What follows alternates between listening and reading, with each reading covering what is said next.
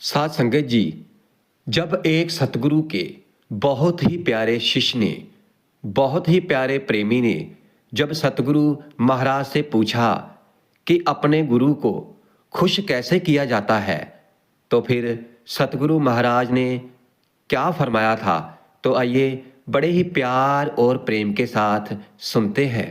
एक बार भाई मर्दाना जी ने सतगुरु नानक महाराज जी से पूछा था कि हे सतगुरु महाराज, हे सच्चे पातशाह, मैंने कई बार देखा है कि जब भी कोई आपके लिए कोई उपहार लेकर आता है, कोई भेंटा आपके लिए लेकर आता है, तो आप उसको स्वीकार नहीं करते हैं और इनकार कर देते हैं। और मेरे मन के अंदर इसी बात को लेकर शंका बनी हुई है कि आप ऐसा क्यों करते हो। आखिर सतगुरु की खुशी किसमें है? तो फिर आखिर गुरु की खुशी किसमें है? अपने गुरु को कैसे खुश किया जा सकता है? कैसे अपने गुरु को प्रसन्न किया जा सकता है ताकि गुरु प्रसन्न हो जाए? और फिर भाई मर्दाना जी की ये बात सुनकर सतगुरु महाराज जवाब देते हुए कहने लगे।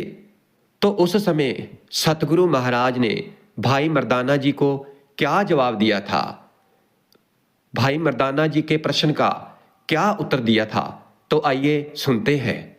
एक बार सतगुरु नानक भाई मर्दाना जी और भाई बालाजी के साथ यात्रा करते हुए एक नगर में एक स्थान पर जा पहुंचे और वहीं पर सतगुरु महाराज ने अपना डेरा जमा लिया। और फिर कुछ देर के बाद भाई मर्दाना जी को भूख लगी, तो भाई मर्दाना जी का चेहरा देखकर सतगुरु नानक महाराज ने कहा कि हे मर्दाने, जाओ इस पास के गांव में चले जाओ, वहां पर खत्री नाम का एक व्यक्ति रहता है। जब तुम उसके पास जाओगे तो वह खुद चलकर तुम्हारे पास आ जाएगा और 36 प्रकार के भोजन तुम्हारे सामने रखेगा। और वह किसी की जात पात नहीं पूछता, वो तो सिर्फ सेवा भावना से लोगों की सेवा करता है। और सतगुरु नानक कहते हुए बोले कि हे मर्दाने, और जब तुम वहां जाओगे तो वह तुम्हारा बहुत ही आदर और सम्मान करेगा।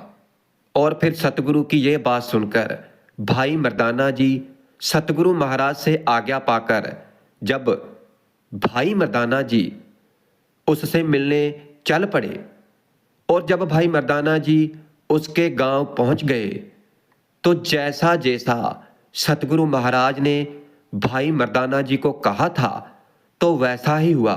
और जब भाई मर्दाना जी उसके पास गए तो फिर भाई मर्दाना जी को देखकर उसने कहा कि हमारे अच्छे भाग कि आप जैसे महात्मा हमारे गांव में पधारे हैं। और फिर उसने भाई मर्दाना जी का बहुत ही आदर और सम्मान किया और उनको भोजन करवाया। भोजन में उसने भाई मर्दाना जी के सामने बहुत सारे पकवान रख दिए और भाई मर्दाना जी ने भोजन किया। और भोजन करने के बाद उसने बहुत सारे उपहार और वस्त्र भाई मर्दाना जी को दे दिए। और फिर भाई मर्दाना जी ये सब लेकर खुशी खुशी सतगुरु नानक महाराज जी के पास आ गए। और जब सतगुरु नानक महाराज ने भाई मर्दाना जी के पास वह उपहार वह वस्त्र देखे, तो सतगुरु महाराज मुस्कुराए और मुस्कुराते हुए पूछा कि हे मर्दाने, ये क्या लेकर आए हो? और फिर भाई मर्दाना जी ने कहा कि सतगुरु जी महाराज, गांव वालों ने आपके लिए सम्मान पूर्वक कपड़े और ये उपहार भेजे हैं। और फिर भाई मर्दाना जी की ये बात सुनकर सतगुरु महाराज ने कहा कि हे मर्दाने, ये सब वस्तुएं और उपहार हमारे किसी काम के नहीं है। और फिर सतगुरु की ये बात सुनकर भाई मर्दाना जी ने कहा कि सतगुरु जी महाराज, फिर मैं इनका क्या करूं? तो सतगुरु महाराज ने कहा कि इन्हें फेंक दो।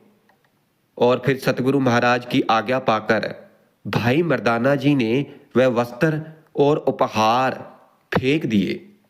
और फिर उसके बाद भाई मर्दाना जी को कुछ भी समझ में नहीं आ रहा था।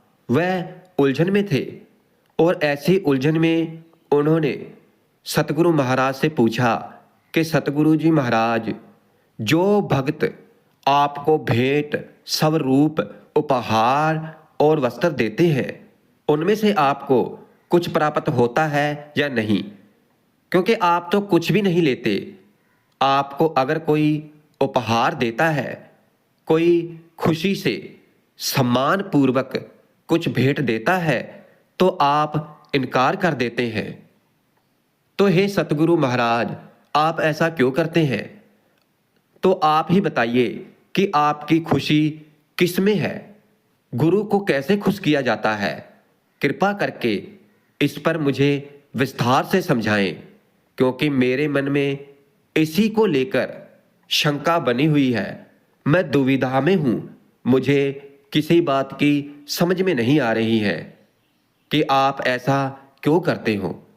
और फिर भाई मर्दाना जी की ये बात सुनकर सतगुरु महाराज ने भाई मर्दाना जी की ये शंका एक शब्द बोलकर दूर की, जो कि श्री गुरु ग्रंथ साहब जी में अंग 164 में दर्ज है, जिसका अर्थ है कि हे हरि, मुझे अपने उस सेवक से मिला जिससे मिलने से मेरे सारे दुख दूर हो जाए और अंदर आत्मिक आनंद पैदा हो जाए।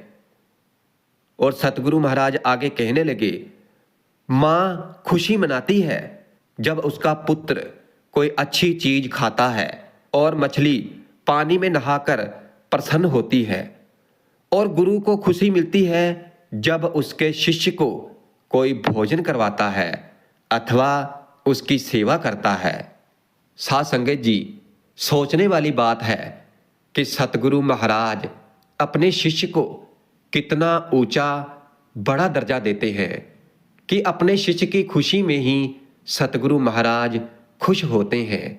सतगुरु महाराज भाई मर्दाना जी को समझाते हुए कहने लगे कि जैसे गाय को अपने बछड़े से मिलकर खुशी मिलती है, और जैसे स्त्री को खुशी मिलती है जब उसका पति घर आता है, वैसे ही परमात्मा के सेवक को तभी खुशी मिलती है जब वह परमात्मा के सिफत सलाह के गीत गाता है, उस परमात्मा के नाम का गुणगान करता है, उसके नाम का जप करता है। पपीहे को खुशी मिलती है जब मूसलाधार वर्षा होती है। माया के फैलाव को देखकर, यानी अपने राज्य के विस्तार की सीमाओं को देखकर जैसे राजा खुश होता है, तो वैसे ही परमात्मा के दास को खुशी मिलती है जब वह परमात्मा का नाम जपता है। और एक मनुष्य को खुशी जब मिलती है जब वह धन कमाता है और जब उस धन को अर्जित करता है। परंतु गुरु के सिखों को खुशी तब मिलती है जब गुरु उसे अपने गले से लगा लेता है। हे नानक, परमात्मा के सेवक को खुशी मिलती है जब वह किसी गुरुमुख के, गुरु के प्यारे के पैर चूमता है। इस शब्द के माध्यम से सतगुरु महाराज ने यह समझाने की कोशिश की है कि गुरु तब खुश होता है जब उसके सिख यानी के शिष्य खुश हो और वह परमात्मा का नाम जपे। सतगुरु के सामने धन दौलत माया की भेंट देकर सतगुरु को प्रसन्न नहीं किया जा सकता। और फिर सतगुरु नानक महाराज के मुख से ऐसे वचन सुनकर भाई मर्दाना जी ने कहा कि सत्य वचन सच्चे पातशाह। और उसके बाद सतगुरु नानक और भाई मर्दाना जी के साथ संसार के कल्याण के लिए अपनी अगली यात्रा के लिए निकल पड़े। तो साध संगत जी, जो सतगुरु महाराज ने शिक्षा दी है तो हमें उस पर अमल करना चाहिए। जो हमें अपने सतगुरु महाराज समझाते हैं तो हमें उनकी बातों को ध्यानपूर्वक सुनना चाहिए और उन पर अमल भी करना चाहिए। क्योंकि कई लोग मंदिरों में, मस्जिदों में और गुरुद्वारों में तो जाते हैं लेकिन परमात्मा का नाम नहीं जपते हैं। तो सतगुरु महाराज कहते हैं कि हे भाई, ढूंढते ढूंढते मैंने प्रभु के नाम का अमृत ढूंढ लिया है और उस अमृत रूपी नाम ने मेरे तपते शरीर को ठंडा कर दिया है, मेरे अंदर ठंडक कर दी है।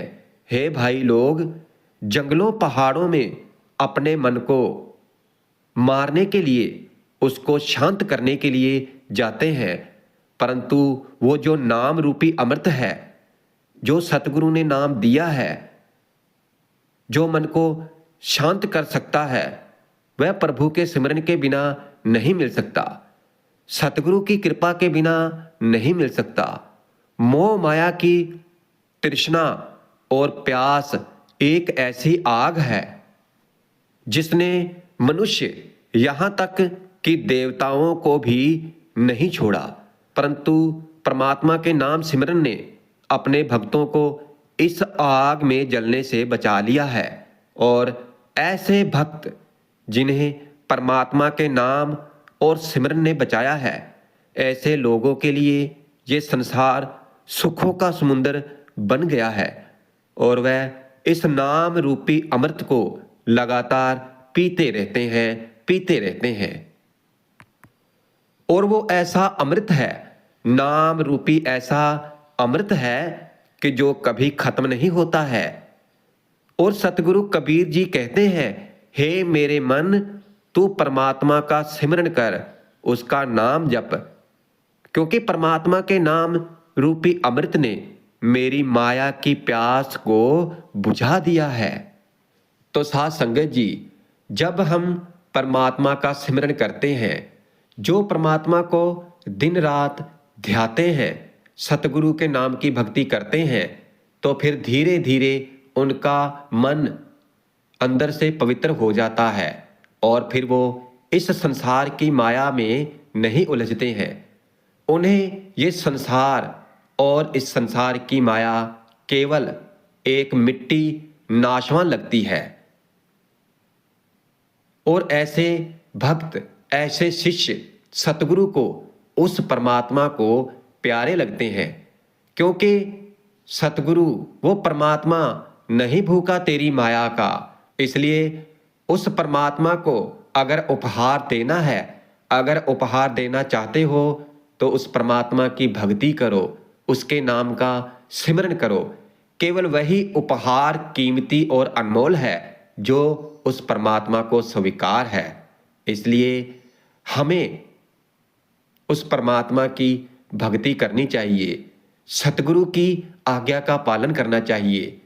और अगर हम सतगुरु की आज्ञा का पालन करते हैं तो सतगुरु महाराज हमारे ऊपर हमेशा प्रसन्न रहते हैं, खुश रहते हैं और हमें हर तरह की दुख तकलीफों से बचाते रहते हैं। इसलिए साध संगत जी, अगर अपने सतगुरु को खुश करना है तो सतगुरु की इन बातों पर हमें ध्यान देने की जरूरत है। सतगुरु के समझाए हुए इस मार्ग पर चलने की जरूरत है। अगर हम ऐसा करेंगे तो हमारे सतगुरु हमारे ऊपर हमेशा खुश रहेंगे।